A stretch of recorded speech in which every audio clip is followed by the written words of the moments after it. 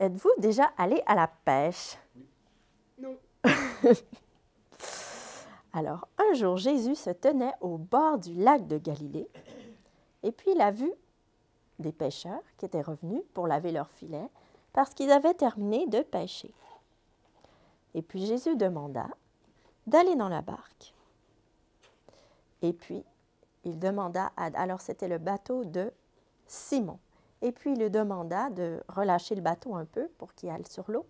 Et il se mit à enseigner à la foule.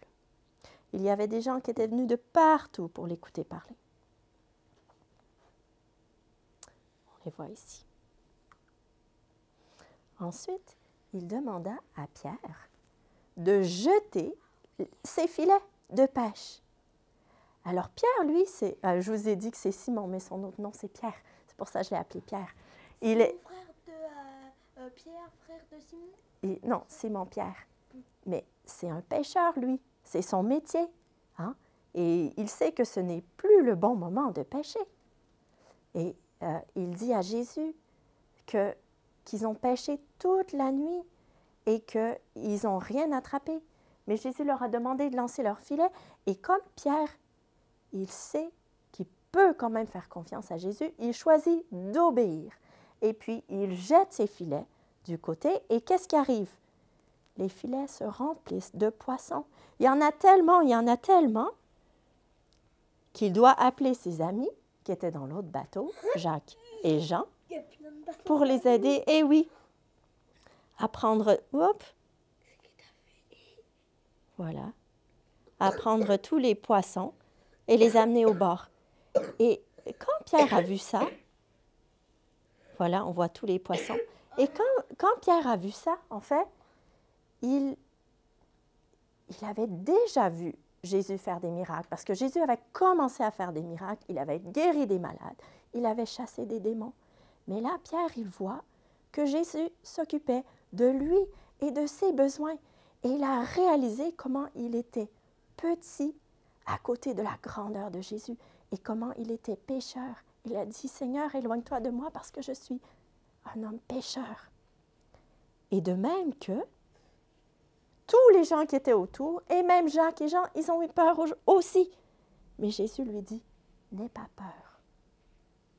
Vous êtes pécheurs, mais aujourd'hui, vous allez devenir pêcheurs d'hommes. Et puis Pierre, et puis Jean, et puis Jacques, ils laissèrent leur filet et ils suivirent Jésus. Ils auraient pu ramener tous leurs poissons au marché pour les vendre, pour faire beaucoup d'argent, mais ils ont choisi de quitter leur travail et de suivre Jésus. Ils ont réalisé que Jésus, il pouvait leur faire confiance pour leur vie et ils étaient prêts à tout quitter et le suivre pour devenir des pêcheurs d'hommes. Ça veut dire Jésus leur donnait une tâche spéciale de l'accompagner pour parler aux gens du salut en Jésus.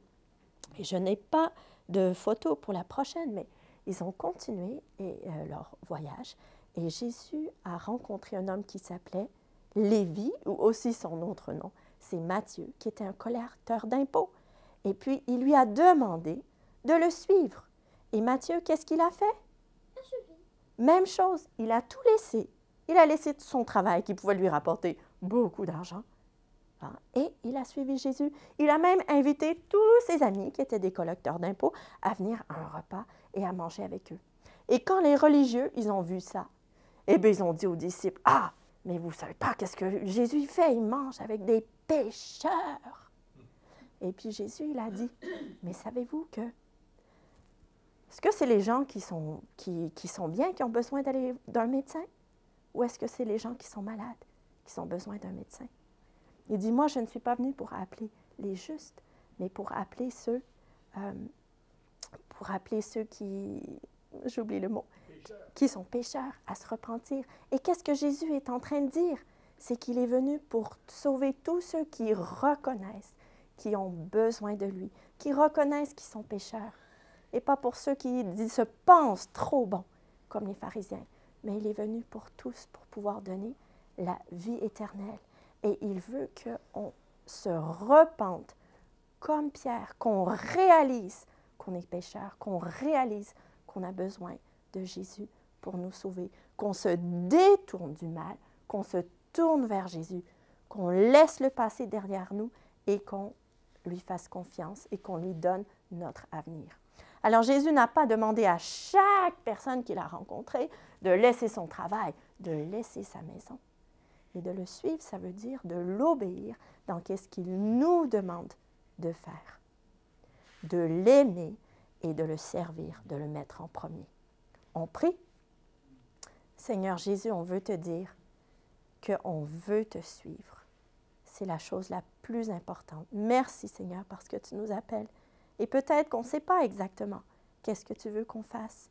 Mais Seigneur, on te prie que tu nous montres quand on est avec nos amis, quand on est à l'école, quand on est avec notre famille, que tu nous montres comment tu veux qu'on te place en premier, qu'on t'obéisse et qu'on puisse t'écouter. Amen. Amen.